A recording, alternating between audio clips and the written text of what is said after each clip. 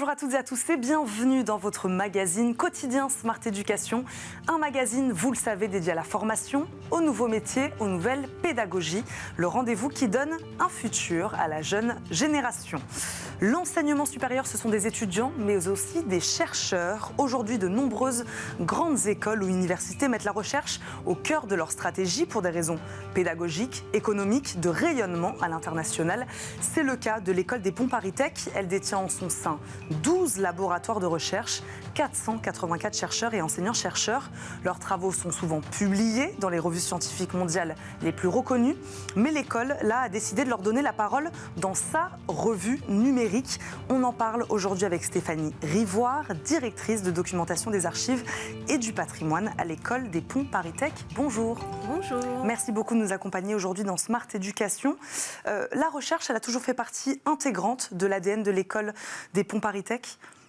Alors non, mais ça fait très longtemps qu'elle est inscrite dans les activités de l'école, puisque c'est depuis le début du XXe siècle qu'un laboratoire d'essai a été institué au sein de l'établissement, qui avait été créé au milieu du XVIIIe siècle pour former les ingénieurs pour le compte de l'État, qui structurait ses activités et qui avait besoin de faire monter en compétences, comme on dit aujourd'hui, ces agents pour développer les infrastructures dans tout le pays. Les enseignements étaient théoriques et pratiques, avec beaucoup d'interventions et de visites sur des chantiers à mettre en place ou en cours, mais les élèves étaient encouragés à tester. Alors, on n'est pas tout à fait dans la recherche, mais on est quand même dans de l'expérimentation. Et c'est ainsi que s'est créé petit à petit ce laboratoire d'essai au début du XXe siècle. Et puis petit à petit... D'un laboratoire d'essai, on est passé à 12 laboratoires de recherche et pas seulement d'essai, puisque on va beaucoup plus loin dans la structuration de la recherche. Quel était l'objectif ici avec le lancement de cette revue ? Alors, l'objectif de cette revue numérique, c'est de donner en direction au grand public un accès à ce qui est produit au sein de l'école. L'école dispose déjà de revues papier, avec la revue Transition, par exemple, qui est destinée à des experts, ou le Cahier des Ponts, qui est un bulletin qui paraît 2 fois par an, qui est plutôt à destination de public institutionnel ou entrepreneurial. Mais il nous semblait important de pouvoir nous adresser à un public beaucoup plus large, qui se pose des questions, qui nous pose des questions sur les enjeux de la recherche. Nous avions eu une participation dynamique à la dernière fête de la science de la part des chercheurs et des doctorants. Vous ne les avez pas cités, mais ils sont plus de 600 aujourd'hui au sein de l'école.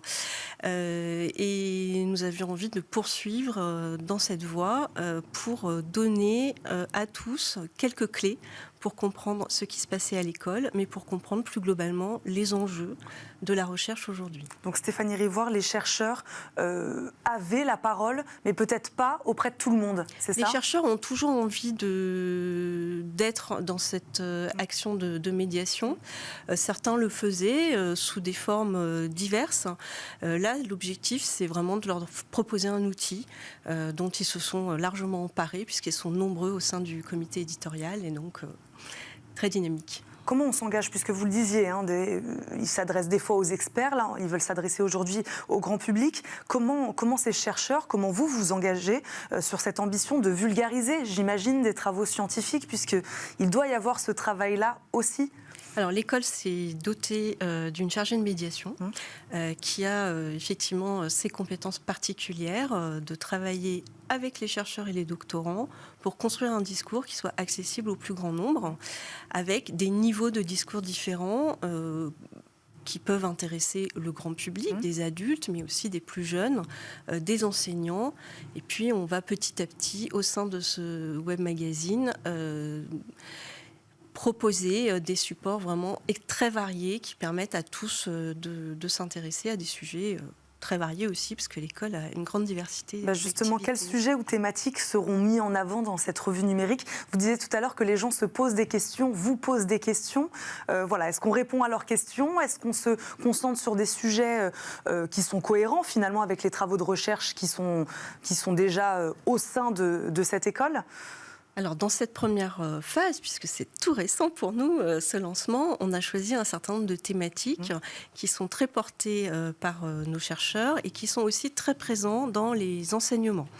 Donc évidemment la transition écologique, c'est un peu la tarte à la crème aujourd'hui, mais c'est un vrai sujet dans une école d'ingénieurs. Comment aujourd'hui les ingénieurs de demain, ceux qui sont en train de se former, intègrent dans leur questionnement ces problématiques des impacts environnementaux dans leur action, par exemple. Et donc nos chercheurs travaillent à la fois sur des mesures de ces impacts, sur des mesures, des solutions, des possibles solutions, comment construire avec moins de matériaux, avec moins d'énergie, puisque là aussi on est en plein dans cette crise de l'énergie. Donc on est dans le concret. On est dans quelque chose d'assez concret, mais en mobilisant des compétences scientifiques pointues, puisque par exemple pour construire mieux, avec moins de matériaux et moins d'énergie, on peut mobiliser des compétences de modélisation mathématique. Et donc on a un laboratoire très doué sur ces sujets-là.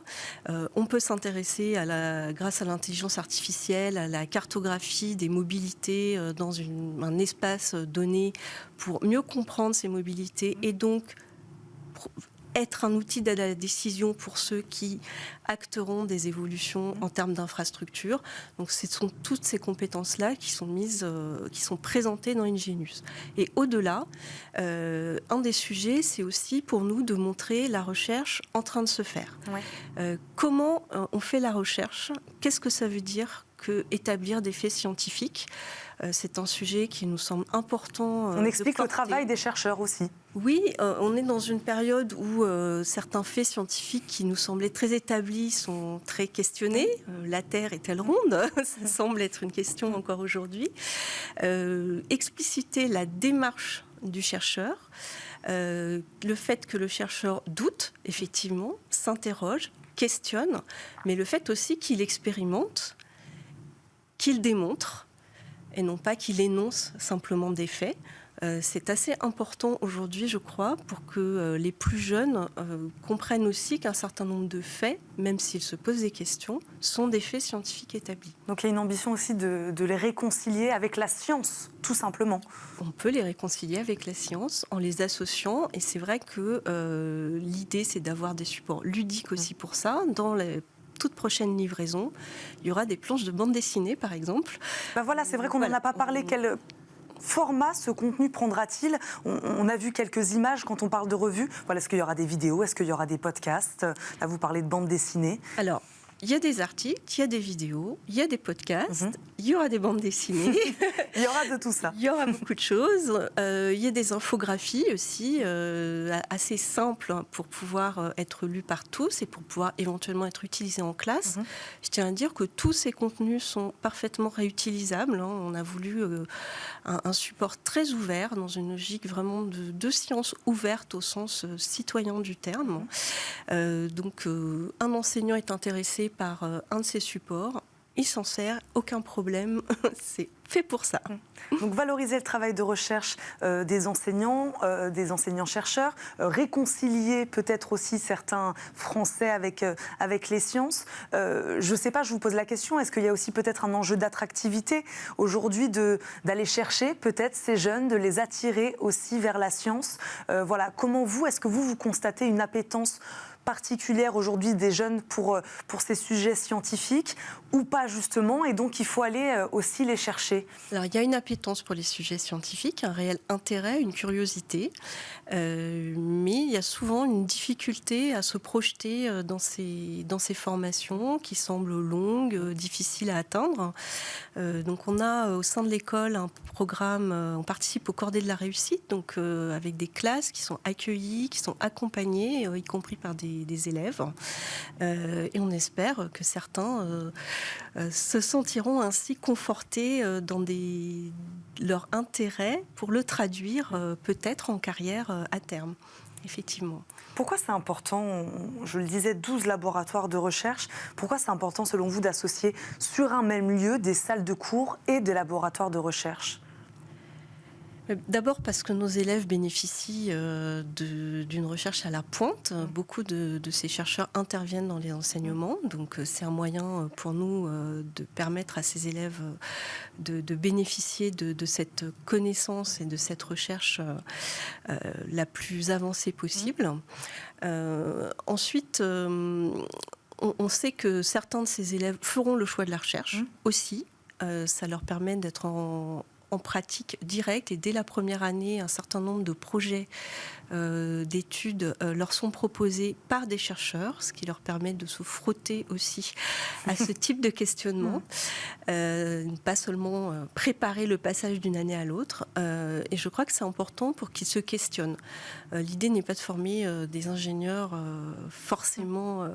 ils sont forcément bons puisqu'ils sortent de l'école des ponts, mais c'est aussi de les amener à s'interroger sur leur rôle en tant qu'ingénieurs et décideurs, parce que ce sont des ingénieurs de haut niveau. Donc c'est important d'impliquer les étudiants dès le départ dans ce travail de recherche. Tout à fait, et ils sont aussi associés au Web Magazine, puisqu'il y a une rubrique qui s'appelle Sur les bancs de l'école, et donc on leur propose de construire avec notre chargé de médiation un support à partir de certains de leurs travaux pour apprendre aussi à communiquer sur ce qu'ils font et à être dans cette forme de médiation qui n'est pas que de rendre un travail de fin d'année. Comment vous allez communiquer sur cette revue numérique auprès du grand public? Comment en faire la communication de cette revue, essayer de la déployer et de toucher le maximum de monde? Alors là, un de nos axes de travail en ce moment, c'est de nous rapprocher de l'éducation nationale. Je pense qu'il y a, évidemment, il y a des plateformes qui existent déjà et qui sont toutes très riches. Je pense qu'il y a beaucoup d'enseignants qui recherchent toujours de la nouveauté aussi pour nourrir des cours, pour proposer des supports différents. Je pense que ça, c'est un des axes essentiels. Ensuite, on a déjà un petit succès d'estime, donc on est très satisfait de cela. Et puis, autour de l'école des ponts, il y a une communauté importante qui relaie beaucoup les informations et qui permet à l'école de rayonner. Donc voilà, on les attend aussi pour ce rendez-vous. Merci d'être venu nous parler de cette revue numérique qui s'appelle Ingenius. Ingenius.écoledesponts.fr. Merci beaucoup Stéphanie Rivord d'être venue nous en parler aujourd'hui. Je le rappelle, vous êtes la directrice donc, de la documentation des archives et du patrimoine à l'école des ponts Paris Tech. Merci beaucoup d'être venue nous voir. Merci à vous de nous avoir suivis. On se retrouve très très vite pour un nouveau numéro de Smart Éducation. À très vite.